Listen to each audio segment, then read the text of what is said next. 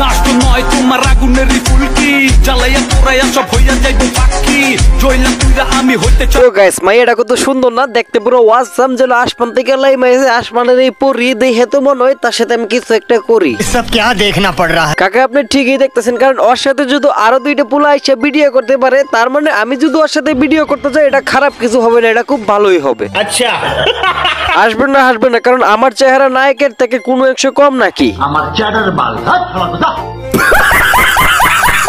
By the way আপনাদেরকে অনেক হাসাইলাম আর হাসাহাসি নয়, এবার আসল ঘটনায় ফিরে যাই। যদি চ্যানেলে নতুন হয়ে থাকেন অবশ্যই নিজের ভাই হিসেবে সাবস্ক্রাইব করে দিবেন। So let's go.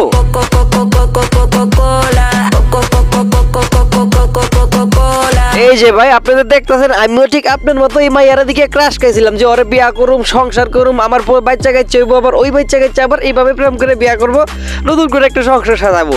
কিন্তু ভাই দুঃখের বিষয় হলো আমি যখন ওর আসল ঘটনা জানতে পারি, ভাইরে বিশ্বাস করেন আসল ঘটনা জানার পরে আমি এর থেকে আরো বেশি নিকটভাবে আমি কান্না করছিলাম, কানতে কানতে আমার চোখের পানি ফুরে গেছিল। শেষ মুহূর্তে আমি কি করলাম যে কল থেকে পানি এনে আবার চোখে দিয়ে কান্না করছিলাম।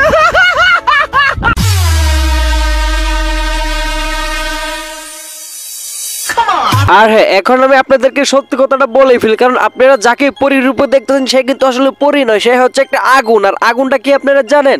সে হচ্ছে প্রকৃতভাবে একটা হিজড়া, যাকে দেখে আমার মন দন সব ঠান্ডা হয়ে গেছিল। अच्छा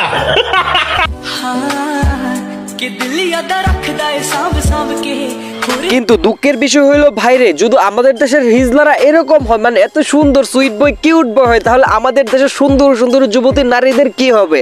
তাদের হয়তো স্বামীর অভাবে পুরো জীবনটা চিরকাল একা একা কাটিয়ে দিতে হবে। কি ধরনের বড়দের মতো কথা বলছো? বলদের মতো কথা না কাকা, এটা হচ্ছে সত্যি এক্স্যাক্টলি রাইট একটা কথা। কারণ এই হিজলাটাকে আপনি একটু খুব ভালো করে দেখেন, যে ভাই আপনারাও দেখেন, মানে ওর কোন অংশে কোনো মেয়েদের দিকে কম আছে নাকি? যেই তার চেহারা, যেই তার ব্যাক পার্ট, সামন পার্ট এবং সব এভরিথিং, মানে আপনারা একটু ফলো করে দেখেন। থাক আমার মতে মনে হয় একটু বেশি দেখাই ফেলছে, আর দেখাইতে হবে না, কারণ যারা বুঝে গেছে। তো আমি আপনাদেরকে আমার একটা জীবনের গল্প শেয়ার করি, খুব কষ্টের বিষয়। কারণ আমি কিছুদিন আগে একটা হিজলার সাথে রিলেশন করতে গেছিলাম, তারপর আমি যখন মানে বিয়ে করতে যাই সবাই জানে ফেলছে যে আমি হিজলার সাথে রিলেশন করছি। তারপর আমার এই 99টা বিয়ে ভেঙে গেছে, আরেকটা বিয়ে ভাঙলে 100 হইব। আচ্ছা তো আশা করি আপনারা আমার জীবনের গল্পটা শুনে বুঝতে পারছেন আসলে জীবনটা কতটা ভয়ানক। তার জন্য আমি বলছি কি ভাই, ফল যেমনই হোক তিতা মিষ্টি নিজের গাছেরটাই কান, পরেরটা খাইতে যায় না। তারপরে এরকম দুর্নাম ছড়াই যাবো। আশা করি ভিডিওটা ভালো লাগছে, নিজের ভাই হিসেবে চ্যানেলটাকে সাবস্ক্রাইব করে দিন। ধন্যবাদ, আসসালামু আলাইকুম।